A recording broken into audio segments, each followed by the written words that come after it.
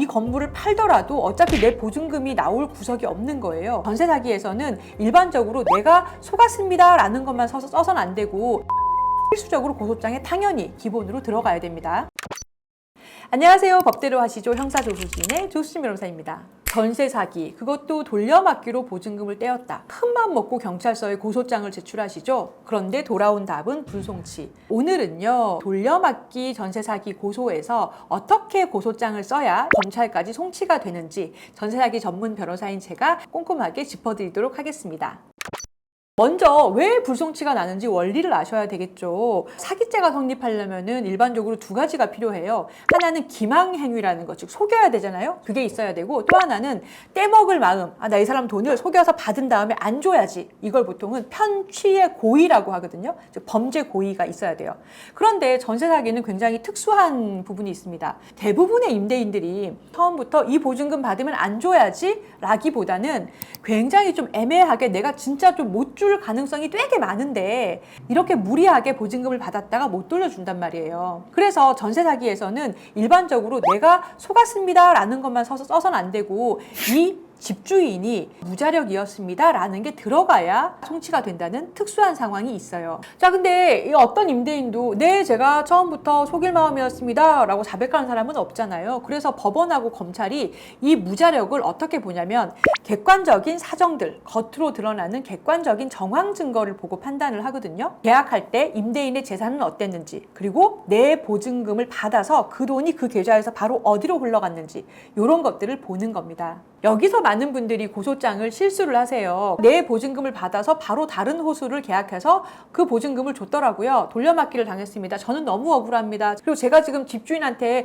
막 카톡하고 문자를 했더니 못 준다고 하는 거예요. 진짜 나쁜 사람 아니에요? 지금 못 준다고 한다라는 자료만 잔뜩 내세요. 근데 사기를 하겠다라는 고의라는 거는 내 돈을 받아갈 때 2년 전에 있어야 되는 거거든요. 그래서 2년 전에 어떠한 정황이 있었다라는 자료를 내셔야 그래야 이 고소장이 완성이 되는 겁니다. 자, 돌려막기 전세 사기 고소장에서 꼭 들어가야 되는 증거 4가지 말씀을 드릴게요.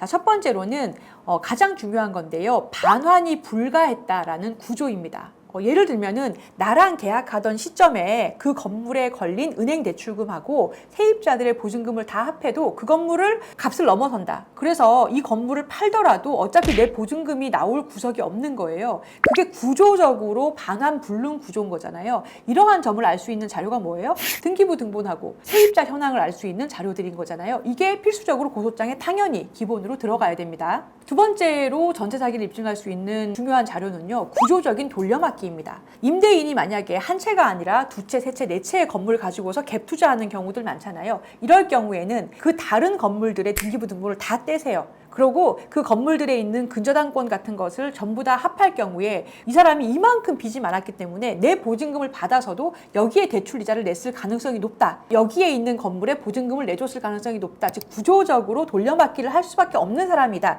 라는 것에 굉장히 유력한 자료가 되죠. 세 번째 자료는 보증금 즉시 유용입니다. 이게 뭐냐면 내가 보증금을 넣었어요. 그러면 일반적인 주인은 앞에 나간 임차인의 보증금을 돌려주거나 뭐 이렇게 할 수는 있죠. 그런데 어떤 집주인들의 경우는 보증금이 들어오면 아예 다른 건물에 있는 보증금을 급하게 준다든가 아니면 자기의 대출 이자로 나간다든가 이런 식으로 구조적으로 이 보증금 자체를 받자마자 다른 곳에 다 써버리는 주인들이 있어요. 그러면 사실은 보증금으로 보증금을 막는 경우라면은 보증금만 안 내리면은 어느 정도의 안정성이 담보가 되지만 내가 준 보증금을 이미 다른 곳에 다 써버렸으면 다음번에 임차인이 들어올 때 그 임차인한테 줄 보증금이 없잖아요. 이럴 경우에는 전세 사기에 굉장히 강력한 증거가 돼요. 요거는 그 집주인이 나한테 받은 그 계좌의 사용 내역을 뽑아봐야 되는 건데 이건 내가 뽑을 수는 없지만 고소장에 아예 쓰시면 됩니다. 이렇게 구조적으로 보증금을 유용한 게 의심되니 이 사람의 계좌 내역을 수사해 주시기 바랍니다.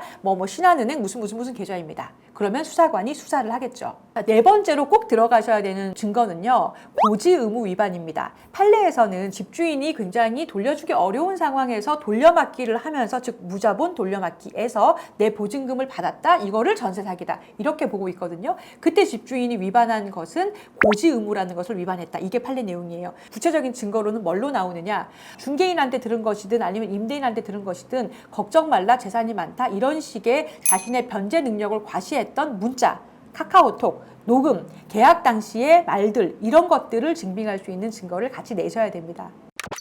자, 이제 실전입니다. 증거를 내는 순서를 말씀드릴게요. 요 돌려막기 전세 사기 증거는 두 묶음으로 내시면 되는데요. 하나는 내가 고소장을 낼 때 필수적으로 들어가야 되는 증거입니다. 임대차 계약서, 이건 뭐 당연히 들어가야 되겠죠. 그리고 등기부 등본, 내 집에 이 근저당권이 얼마가 있었다라는 거 증명하는 거, 그리고 이 등기부 등본은 계약 당시의 것 한 부하고 지금 떼신 것 한 부, 이렇게 두 부를 보통 내시는 게 일반적이고요. 그리고 이체 확인증, 즉 제가 기망당해서 편취당한 돈을 증명할 수 있는 확인증이 있어야 될 것이고, 그리고 전입세대 열람 내역이 있으셔야 됩니다. 즉 선순위 보증금이 얼마였다라는 걸 입증하셔야 되겠고요. 그리고 고지 의무 위반을 입증할 수 있는 것들, 집주인이나 중개인하고의 카톡, 문자, 뭐 녹음, 그 녹음에 대한 녹취록 이런 것들 준비해서 처음에 고소장을 내실 때부터 다 같이 내시면 되고요. 내가 가지고 있지 않지만 수사관이 앞으로 확보할 수 있는 것의 목록입니다. 이거는 고소장에 같이 붙이실 수는 없지만 고소장 마지막 정도에 수사 요청 사항이라고 해서 쭉 적으시면 되는데요. 예를 들면은 임대인의 금융거래 내역, 즉 나의 보증금을 받아서 곧바로 딴 데 어디에 썼는가를 알 수 있는 자료, 그리고 임대인이 가진 부동산에 내가 주소는 알고 있을 거 아니에요. 목록을 적어주시면 수사관이 관련된 조사를 할 수가 있습니다. 전세 사기로 힘드신데 고소장을 쓰는 것도 힘들고 전문 변호사를 찾는 것도 힘들고 참 어려운 일이 많습니다. 하지만 여러분, 원리를 이해하고 경험이 많은 전문가와 함께 차근차근 헤쳐나가신다면 정말 소중한 내 보증금 꼭 돌려받을 수 있으시니까요. 힘내시고 차분차분 잘 대응하시기 바라겠습니다. 저와 상담을 원하시는 분들은 더든든 법률사무소 02-6080-9936으로 전화를 주시거나 로톡 사이트에서 조수진 변호사를 검색하시고 빈 시간에 예약하시면 상담이 가능하십니다.